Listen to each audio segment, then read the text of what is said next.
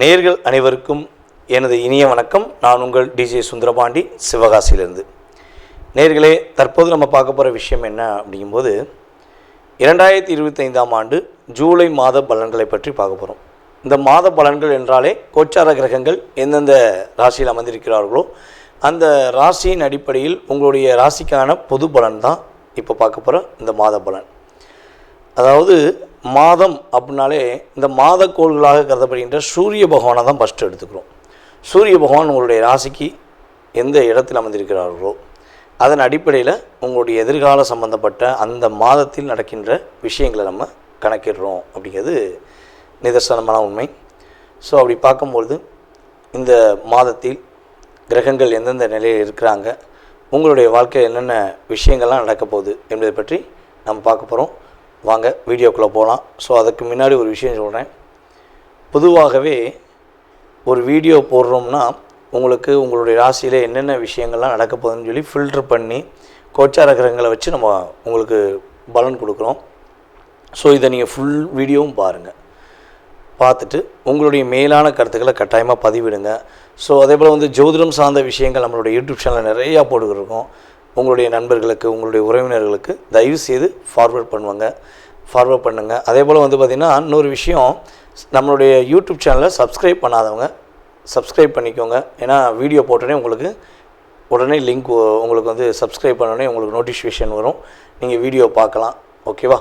மேலான ஆதரவு கொடுத்துக்கிருக்கீங்க, இன்னும் நீங்கள் ஆதரவு கொடுக்கணுங்கிறக்காண்டி தான் ஸோ என்னுடைய வேண்டுகோளை வச்சுருக்கேன்.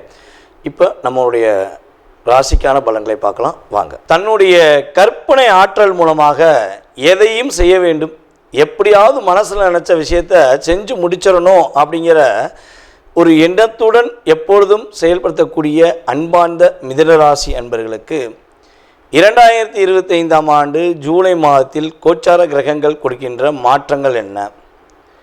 அதாவது ஒரே ஒரு விஷயந்தான், மிதுன ராசியை பற்றி நம்ம சொல்கிறதா இருந்தால், உங்களுடைய ராசிக்கு நட்பு திருமணம் என்று வரும்பொழுது மிதுன ராசிக்காரங்க ரொம்ப ரொம்ப ரொம்ப கவனமாக இருந்து முடிவெடுத்து பண்ணிங்கன்னா, அது நட்பாக இருந்தாலும் சரி, கணவன் மனைவியாக இருந்தாலும் சரி, ரொம்ப பொறுமையாக நிதானமாக அவங்களுடைய ஃபுல் செயல்பாடுகளை பற்றி, அவங்களுடைய உண்மையான தன்மையை பற்றி நீங்கள் தெரிஞ்சுக்கிட்டு நீங்கள் செயல்பட்டீங்கன்னா உங்களை மாதிரி சிறப்பான வாழ்க்கை யாராலையும் வாழ முடியாது. ஆனால் எப்போ நீங்கள் அவங்களுக்காக உங்களுடைய வாழ்க்கையை தியாகம் பண்ணுறீங்களோ, அதை எப்படி சொல்கிறதுனா, உங்க கூட ஒருத்தர் வேலை பார்க்காரு, அது உறவாக இருந்தாலும் சரி இல்லை நட்பாக இருந்தாலும் சரி, ஒருத்தர் வேலை பார்க்குறாருன்னா சரி அவர் நல்லா கொஞ்சம் வரட்டும், நம்ம முன்னேறிட்டோம், அவங்க கொஞ்சம் நல்லா வரட்டும் அப்படின்னு சொல்லி நீங்கள் என்ன பண்ணுவீங்கன்னா கையை பிடிச்சி தூக்கி விடணும்னு நினைப்பீங்க. அந்த கையை பிடிச்சி தூக்கி விடுறது உங்களுடைய நல்ல குணம். ஆனால் கையை பிடிச்சி தூக்கி விட்டதுனால அவங்க உங்களுக்கு பிரதிபலன் கொடுப்பாங்க பார்த்தீங்களா, உயரத்தில் இருக்கவங்கள அப்படி ஒரு இழுத்து தட்டு கீழே தள்ளி விட்டுட்டு என்னண்ணே கீழே விழுந்துட்டீங்க, என்னக்கா கீழே விழுந்துட்டீங்க அப்படின்னு கேட்குற அளவுக்கு தான், அதாவது தான் தள்ளி விட்டேன் அப்படிங்கிற சொல்லாமல் சொல்லுவாங்க பார்த்தீங்களா, அந்த இடத்துல தான் ஒரு வலி. அந்த வலி கடந்த 2.5 வருஷமாக உங்களுடைய வாழ்க்கையில் வாழ்க்கைக்குரிய வழியை தேடக்கூடிய அளவுக்கு செயல்பட்டுருச்சு. இது நிதர்சனமாக நடந்திருக்கும் என்பது கோச்சார கிரகங்கள் ரீதியாக நான் எடுத்த பலன்கள். இதை நம்ம வீடியோவை சனி பயிற்சி, அதே போல் கடந்த ராகு எது பயிற்சி சம்மந்தப்பட்ட வீடியோ பார்த்தவங்களுக்கு உறுதியாக புரியும். ஸோ புதுசாக பார்க்குறவங்களுக்கு இது நான் சொல்ல வேண்டிய என்னுடைய கான்செப்டு. ஸோ அதனால் சொல்கிறேன், ஓகேவா? அப்படி பார்க்கும்பொழுது இந்த 2025ஆம் ஆண்டு ஜூலை மாதத்தில் கோச்சார கிரகங்கள் கொடுக்கின்ற அற்புதமான மாற்றம் என்ன, அற்புதமான செயல்பாடு என்ன அப்படின்னு யோசிக்கும்போது,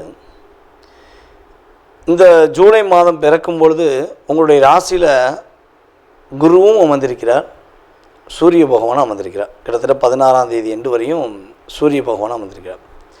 அப்போ உங்களுக்கான இயக்கம் இங்கே உருவாகுது, உங்களுக்கான தன்னம்பிக்கை உருவாகுது, உங்களுடைய முயற்சிக்கான விஷயங்களில் நிறைய வெற்றிகள் கிடைக்க போகுது.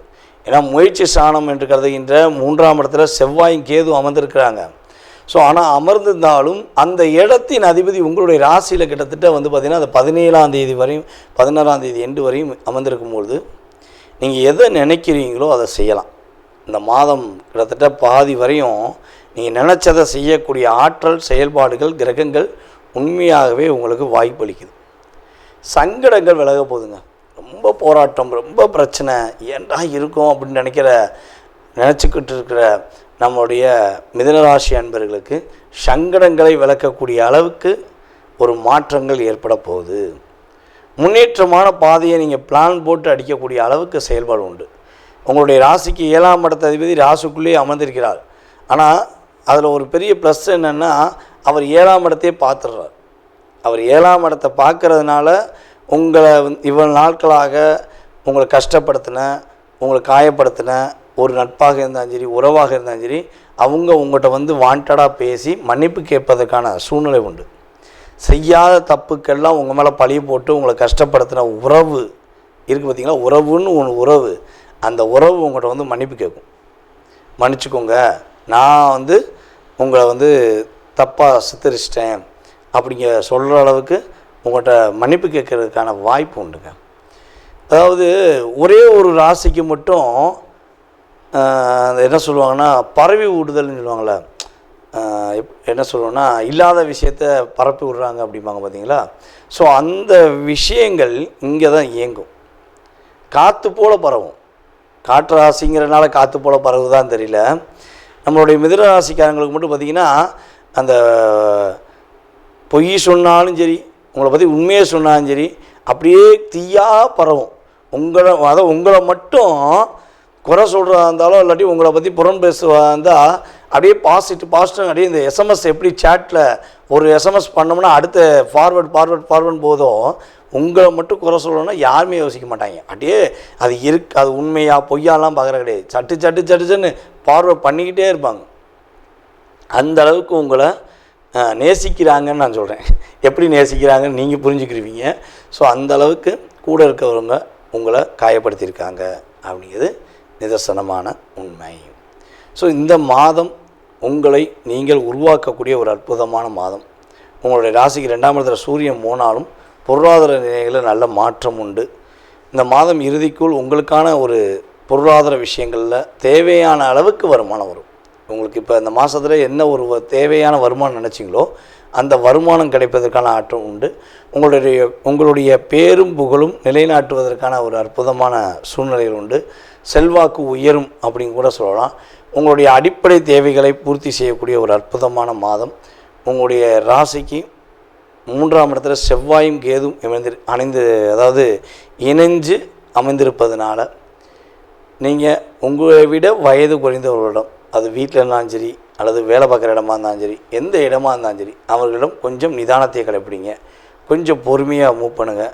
ஸோ அதே போல் நீங்கள் யாருக்காவது எஸ்எம்எஸ் சேட் பண்ணுறீங்க அல்லது வந்து ஒரு ஃபேஸ்புக்லேயோ இன்ஸ்டாகிராம்லேயோ புதிதாக ஏதாச்சும் ஒரு புதிய உறவை ஏற்றுக்கணும்னு நினைக்கிங்கன்னா, ஏன்னா இப்போலாம் வந்து பார்த்திங்கன்னா நட்புங்கிறதுல எங்கே கண்ணுக்கு தெரிஞ்ச நட்பை விட கண்ணுக்கு தெரியாத நட்பு தான் இங்கே அதிகம் அப்படிங்கிற மாதிரி தான் இந்த சமூக வலைதளங்கள் மூலமாக நம்ம உறவை ஏற்படுத்திக்கிட்டு இருக்கோம்.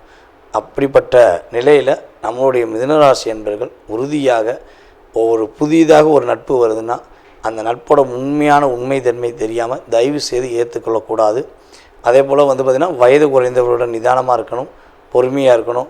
முயற்சி என்பது உங்களுடைய வாழ்க்கையில் இந்த வட்டம் ஒரு வெற்றிக்கான ஒரு கனியாக இருக்குது. அந்த கனியை பறிப்பதும் அந்த கனியை பார்த்து கொண்டிருப்பதும் உங்களுடைய முழு மனதை பொறுத்து. ஏன்னா 2 மனசு இருக்கும் மிதுன ராசிக்கு. நீங்கள் எந்த மனசில் செயல்பட போகிறீங்களோ அந்த மனதளவில் உங்களுடைய வாழ்க்கையில் மிகப்பெரிய மாற்றத்தையும் முன்னேற்றத்தையும் சந்திப்பீங்கிறது நிதர்சனமான உண்மை. நேயர்களே, தற்போது நீங்கள் பார்த்த விஷயங்கள் உங்களுடைய ராசிக்கான பொது பலன்களே. இது வந்து உங்களுடைய வாழ்க்கையில் 20% உங்களுடைய வாழ்க்கையில் மாற்றத்தையும் ஏற்றத்தையும் கொடுக்கக்கூடிய விஷயமாக இருக்கும். ஸோ இதை தாண்டி உங்களுடைய மனசில் நிறைய கேள்விகள் இருக்கலாம்.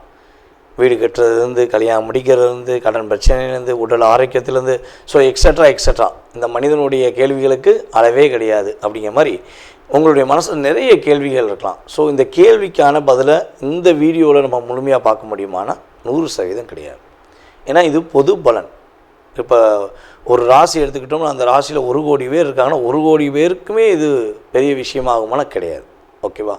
ஸோ அப்போ உங்களுடைய சுய ஜாதகம், உங்களுடைய லக்னம், உங்களுடைய கிரக அமைப்பு ரீதியாக உங்களுடைய நட்சத்திரம், உங்களுடைய ராசியின் அடிப்படையில், அதே போல் உங்களுடைய தசா புத்தி அடிப்படையில் இப்போ உங்களுக்கு என்ன தசா நடக்குது, என்ன புத்தி நடக்குது, ஸோ கடந்த காலங்கள் உங்களுக்கு என்னென்ன நடந்திருக்கும், எதிர்காலத்தில் என்ன நடக்க போகுது அப்படிங்கிறத மிக துல்லியமாக தெரிஞ்சுக்கணும்னு நீங்கள் விருப்பப்பட்டால் கீழே உள்ள நம்பருக்கு நீங்கள் என்ன பண்ணுங்கன்னா மேக்ஸிமம் வாட்ஸ்அப்பில் எஸ்எம்எஸ் போட்டு விடுங்க.